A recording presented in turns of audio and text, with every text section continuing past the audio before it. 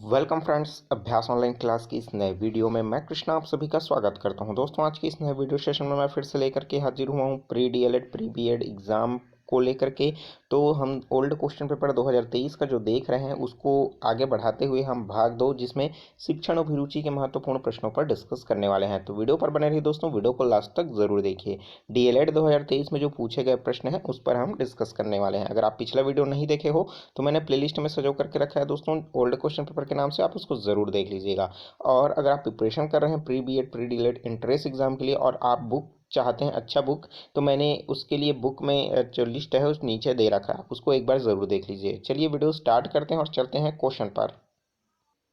तो दोस्तों, पिछले वीडियो में मैंने आपसे प्रश्न पूछा था कि यदि एक शिक्षक कक्षा में एक समस्याग्रस्त बच्चे को पाता है तो वह उसे के साथ क्या करना चाहिए। तो बच्चों को तुरंत घर वापस भेज देना चाहिए, बच्चों से की उपेक्षा करें, या फिर बच्चों को दंड देना चाहिए, या फिर बच्चे की काउंसलिंग करें। तो इसके लिए दोस्तों राइट आंसर जो हो जाएगा, आपके बच्चों की क्या करना है, काउंसलिंग करना है, और उसको क्या करना है, शिक्षित करना है। तो ऑप्शन नंबर डी इसके लिए करेक्ट आंसर हो जाएगा। चलिए देखते हैं नेक्स्ट क्वेश्चन। और जो क्वेश्चन जो है 66 का बहुत सारे कैंडिडेट ने बिल्कुल सही सही जवाब दिया है। ठीक है, चलिए नेक्स्ट क्वेश्चन देखते हैं। यदि केवल हिंदी जानते हैं आप अगले महीने तमिलनाडु में जा रहे हैं, यदि वहां आपकी नौकरी है तो आप क्या करेंगे। पहला है जब आप वहां हो तो उनकी भाषा सीखेंगे। दूसरा है आप तमिल सीखना शुरू करेंगे, या फिर तुरंत अपनी नौकरी छोड़ देंगे क्योंकि तुमको तमिल नहीं आता है।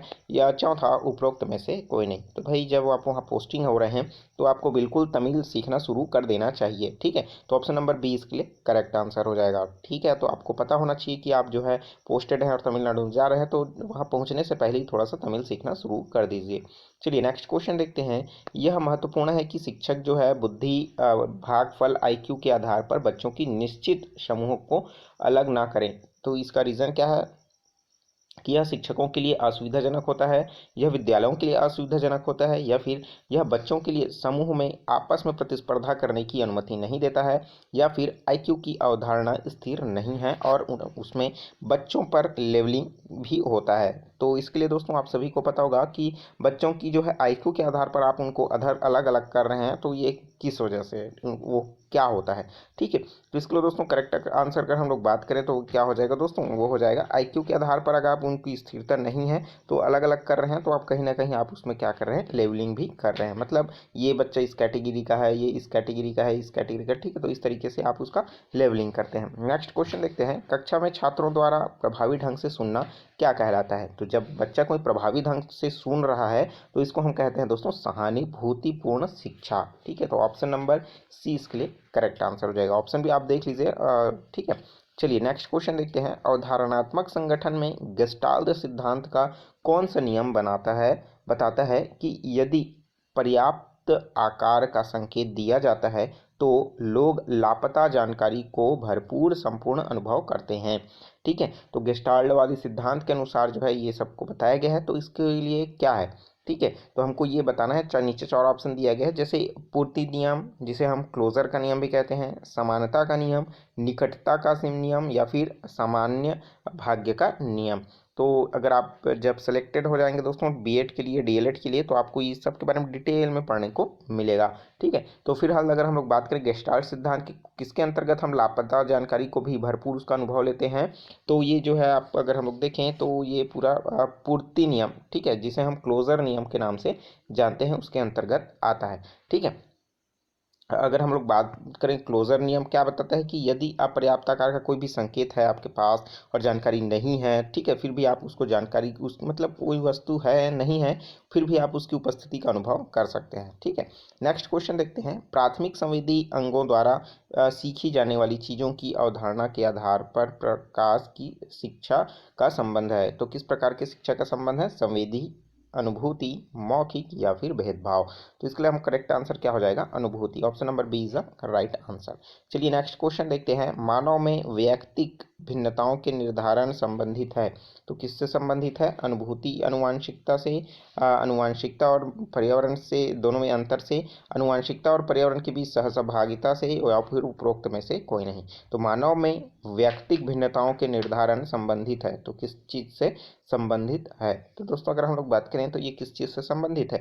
तो ये पूरी तरीके से आनुवंशिकता और पर्यावरण के बीच सहभागिता से बीच क्या करता है? ये निर्धारित करता है। तो ऑप्शन नंबर सी इसके लिए करेक्ट आंसर हो जाएगा।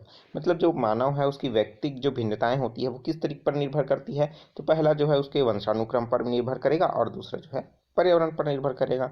ठीक है, चलिए नेक्स्ट क्वेश्चन देखते हैं। क्वेश्चन नंबर है 73। आप लंबे समय से बेरोजगार हैं और आपको किंडरगार्टन में नौकरी का प्रस्ताव मिला है, लेकिन आप बच्चों के साथ रहना पसंद नहीं करते हैं, इसलिए तो आप क्या करेंगे? आप नौकरी की, देखिए आपको जो है पहले तो बेरोजगार हैं आप, आपको मिला है एक जॉब मिला, ठीक है, जिसमें किंडरगार्टन के मेथड के अनुसार आपको क्या करना है? बच्चों को पढ़ाना है, लेकिन आपको बच्चे पसंद नहीं है। ठीक है, तो ऐसी में कंडीशन में आप क्या करेंगे? पहला बोल रहे हैं कि आप नौकरी की पेशकर भी जो है उसको अस्वीकार कर देंगे। दूसरा बोल रहा है कि आप इसे थोड़े समय के लिए ही स्वीकार करेंगे। तीसरा बोल रहे हैं कि आप उसे स्वीकार करेंगे, बच्चों के साथ मस्ती करने की कोशिश करेंगे। ऑप्शन नंबर डी बोल रहे हैं कि उपरोक्त में से कोई नहीं। तो यहाँ पर आप देखेंगे कि सी जो है इसके लिए करेक्ट आंसर हो जाएगा, जहां पर आप काम को जो है स्वीकार करते हैं और बच्चों के साथ मस्ती करने की भी कोशिश करते हैं। चलिए नेक्स्ट क्वेश्चन देखते हैं। संचार के संदर्भ में शिक्षण और सीखने की अधिकतम ऑनलाइन प्लेटफॉर्म कौन सा होगा? तो ये हो जाएगा आपका अतुल्यकारी। मतलब संचार का एक संदर्भ है जिसमें शिक्षण और सीखने की प्रक्रियाओं को ऑनलाइन प्लेटफॉर्म में दिया जाता है। मतलब एक से ट्रांसमिट करता है और दूसरा क्या करता है? उसको रिसीव करता है। तो यहाँ पास एक प्रेषक जो है अपना शिक्षा तो भेजता है, लेकिन सामने वाला की अनुमति के बिना भी उसको क्या करता है? वो प्रेषित करता है, करता रहता है। सामने वाला जब उसको देख रहा है तभी वो क्या करेगा? उस शिक्षा को ग्रहण करेगा। तो ये क्या कहलाएगा? आपका अतुल्यकारी शिक्षा कहलाता है। ठीक है, ऑनलाइन प्लेटफॉर्म में। नेक्स्ट क्वेश्चन देखते हैं। कौशल प्राप्त करने के लिए एक व्यक्ति जो है अंतर्निहित क्षमता के रूप में जाना जाता है। तो ये किसके रूप में जाना जाता है? उसकी योग्यता के अनुसार जो है जाना जाता है। चलिए नेक्स्ट क्वेश्चन देखते हैं। बच्चे की जो है क्षमता है उसकी शारीरिक वृद्धि और उसका विकास, इसको प्रभावित करने वाले जो कारक हैं वो कौन कौन सा हो सकता है? अगर हम लोग देखें कि बच्चा का जो है शारीरिक जो बुद्धि है और उसका जो विकास है वो किस तरीके से प्रभावित करेगा? तो भाई तो वो करेगा किस पर? वंशानुक्रम और पर्यावरण पर, जिसे हम वातावरण की भी कह सकते हैं। तो वंशानुक्रम और वातावरण जो है उनकी शारीरिक वृद्धि और विकास को क्या करता है? प्रभावित करता है। ठीक है, चलिए नेक्स्ट क्वेश्चन देखते हैं। बचपन में हुई एक दुर्घटना में के कारण आप गहरे पानी से में उतरने से डरते हैं, लेकिन आपका सबसे अच्छा दोस्त आपसे लगातार तैरना सीखने के लिए कहता है। तो आप क्या करेंगे? आप आधे अधूरे मन से तैरने की कोशिश करते हैं, दूसरा आप पूरे उत्साह के साथ तैरने सीखने का प्रयास करते हैं, या तीसरा आप तैरना नहीं सीखेंगे, या चौथा उपरोक्त में से कोई नहीं। तो हम लोग देखें दोस्तों तो यहाँ पास क्या हो जाएगा? पूरी तरीके से अगर हम लोग देखें तो आप जो है धीरे धीरे उत्साह के साथ तैरने सीखने का प्रयास करेंगे। ठीक है, तो ऑप्शन नंबर 20 के लिए करेक्ट आंसर हो जाएगा, क्योंकि अगर आप ऐसी तरीके से सीखते रहेंगे तो कहीं ना कहीं आप जो है उसकी विश्वसनीयता पर आप खरे उतर पाएंगे। नेक्स्ट क्वेश्चन देखते हैं। पदोन्नति के लिए अर्हता प्राप्त करने के लिए आपको, पदोन्नति मतलब आपका जो है प्रमोशन, ठीक है, उसके अंतर्गत आपको अर्हता रखने के लिए आपको 1 महीने के भीतर एक कोर्स को पूरा करना है जिसे आप चाहते थे कि उसकी प्रतिक्रिया आपकी क्या होनी चाहिए। ठीक है, तो ऐसी कंडीशन में आपको क्या करना है दोस्तों कि पाठ्यक्रम को आप यथाशीघ्र पूरा करेंगे। अधिक जानकारी के लिए अन्य स्रोतों से भी जानकारी ले करके आप उस पाठ्यक्रम को पूरा करने की कोशिश करेंगे। ठीक है, तो ऑप्शन नंबर सी इसके लिए करेक्ट आंसर हो जाएगा। चलिए नेक्स्ट क्वेश्चन देखते हैं। यदि आप धीमी गति से टाइप कर रहे हैं तो आपकी पिछली नौकरियों में धीमी वृद्धि का जो है मुख्य कारण है। मतलब आपकी नौकरी में जो है वृद्धि जो हो रही है, प्रमोशन हो रहा है, वो रुकावट का मेन कारण है आपकी टाइपिंग का कम होना। ठीक है, स्पीड जो है कम होना। तो आप क्या करेंगे? तो आप जो है अपनी टाइपिंग में सुधार करने के लिए पूरा ध्यान केंद्रित करेंगे। तो ऑप्शन नंबर बी इसके लिए करेक्ट आंसर हो जाएगा। ठीक है, चलिए नेक्स्ट क्वेश्चन देखते हैं। आपका एक सहकर्मी आपसे काम के दौरान मतलब काम के घंटे के दौरान आपसे कोई निजी काम करने के लिए मदद मांगता है। तो आप क्या करेंगे? तो ऐसे कंडीशन में क्या करेंगे? आप तो पहले उसको वेट कराएंगे। आप अपने जो है निजी टाइम है, मतलब जो आप काम कर रहे हैं अपने वर्क के टाइम पर आप जो है उसकी सहायता जो कि उसके निजी काम का है आप बिल्कुल भी नहीं करेंगे। आप उसके लिए वेट करने के लिए कहेंगे। जब आपका जो काम का समय है, घंटे का समय जो है निकल जाएगा, तब आप उनसे उनकी मदद बिल्कुल करना चाहिए। ठीक है, तो हमको कौन सा ऑप्शन में देखने को मिल रहा है दोस्तों कि आप उसे काम के घंटे के बाद इंतजार करने के लिए कहें और उसकी मदद करने के लिए कहेंगे। ठीक है, तो ऑप्शन नंबर बी इसके लिए करेक्ट आंसर हो जाएगा।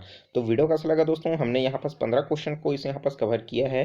वीडियो अच्छा लगा हो तो दोस्तों वीडियो को ज़रूर लाइक कर दीजिए, और अभी तक चैनल को सब्सक्राइब नहीं किए हो तो ज़रूर सब्सक्राइब करके नोटिफिकेशन बेल आता है उसको ज़रूर ऑन कर लीजिए, क्योंकि इसी तरीके का ज्ञानवर्धक वीडियो आपको लगातार मिलता रहेगा। और जो वीडियो अच्छा लग रहा है दोस्तों उसको ज़रूर लाइक करके रखें, ताकि आपके लाइक से ही हमें मोटिवेशन मिलता है अच्छे अच्छे वीडियो आपके लिए प्रोवाइड करने के लिए।